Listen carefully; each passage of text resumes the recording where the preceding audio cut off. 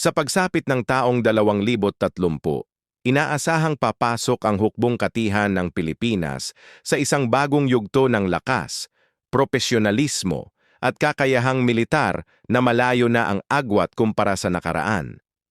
Ang Philippine Army ay hindi na lamang nakatuon sa panloob na seguridad, kundi isa ng modernong puwersang may kakayahang ipagtanggol ang soberanya ng bansa laban sa panlabas na banta, tumugon sa makabagong digmaan at magsilbing haligi ng pambansang katatagan. Ang pagbabagong ito ay bunga ng tuloy-tuloy na modernisasyon, reforma sa doktrina, at mas malalim na ugnayan sa mga kaalyadong bansa, kasabay ng mas mataas na kamalayan ng pamahalaan at mamamayan sa kahalagahan ng matibay na sandatahang lakas. Noong mga nakaraang dekada, pangunahing misyon ng Philippine Army ang labanan ang insurgency at panatilihin ang kaayusan sa loob ng bansa. Bagamat mahalaga ang tungkuling ito, nilimitahan nito ang pag-unlad ng kakayahan sa konbensyonal na digmaan at panlabas na depensa. Pagsapit ng 2030, malinaw na nagbago ang estratehikong pananaw. Ang hukbong katihan ay inaasahang may balanseng kakayahan sa parehong internal at external defense, na may kakayahang magsagawa ng joint at combined operations kasama ang hukbong dagat at hukbong himpapawid, pati na rin ang mga kaalyadong puwersa sa rehiyon. Isa sa pinakamahalagang aspeto ng Philippine Army 2030 ay ang modernisasyon ng kagamitan at sandata. Ang mga sundalo ay inaasahang may access na sa mas modernong assault rifles, night vision devices, body armor, at communication systems na akma sa pamantayan ng mga makabagong hukbo. Hindi na limitado sa basic infantry weapons, ang hukbo ay magkakaroon ng mas maaasahang artillery systems, armored vehicles, at missile-capable platforms na makatutulong sa deterrence at rapid response. Ang paggamit ng unmanned systems tulad ng drones para sa surveillance at reconnaissance ay magiging pangkaraniwan na rin, na nagbibigay ng mas malinaw na situational awareness sa larangan ng labanan. Kasabay ng modernong kagamitan ay ang pagbabago sa doktrina at pagsasanay.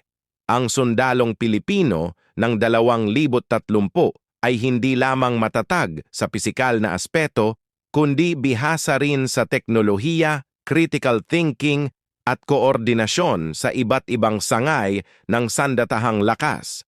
Ang pagsasanay ay higit na nakatuon sa combined arms operations, cyber awareness, information warfare, at urban combat, na sumasalamin sa uri ng digmaang maaaring kaharapin ng bansa sa hinaharap.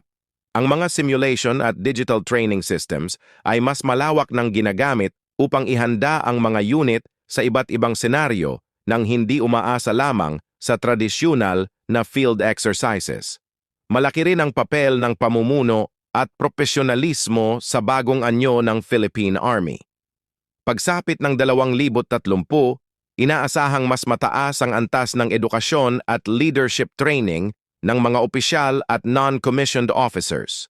Ang pagpapahalaga sa merit-based promotion, transparency at ethical leadership ay lalong pinagtitibay upang mapanatili ang tiwala ng publiko at moral ng mga sundalo.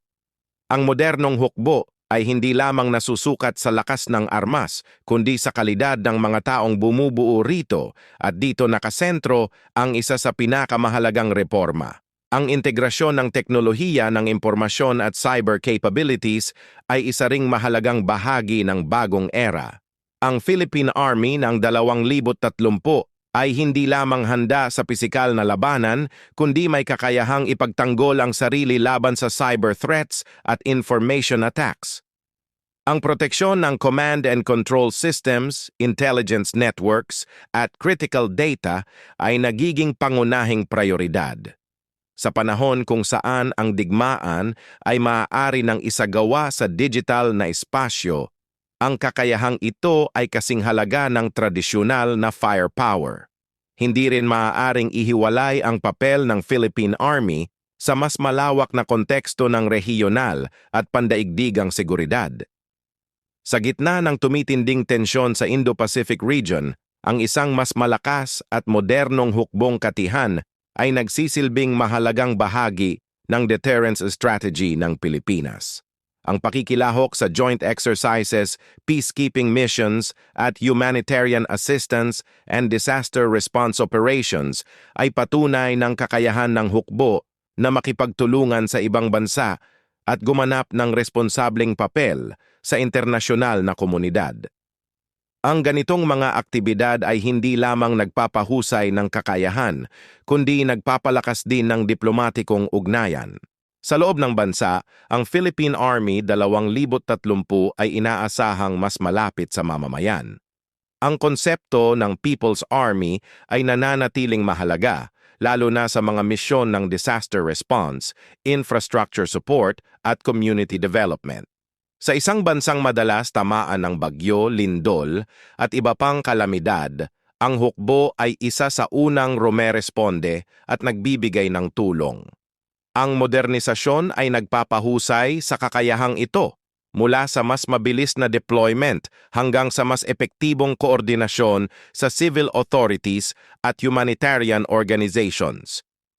Ang isa pang mahalagang aspeto ng bagong era ay ang pangangalaga sa kapakanan ng mga sundalo at kanilang pamilya.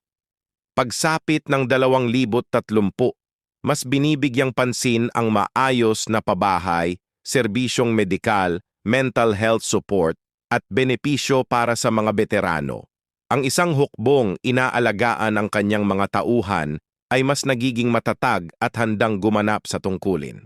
Ang pagpapabuti ng kalidad ng buhay ng mga sundalo ay direktang nakaaapekto sa kanilang performance at dedikasyon sa serbisyo.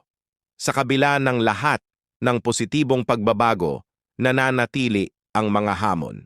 Ang patuloy na pagpopondo, wastong pamamahala ng resources, at pag-angkop sa mabilis na pagbabago ng banta ay mga isyong kailangang harapin.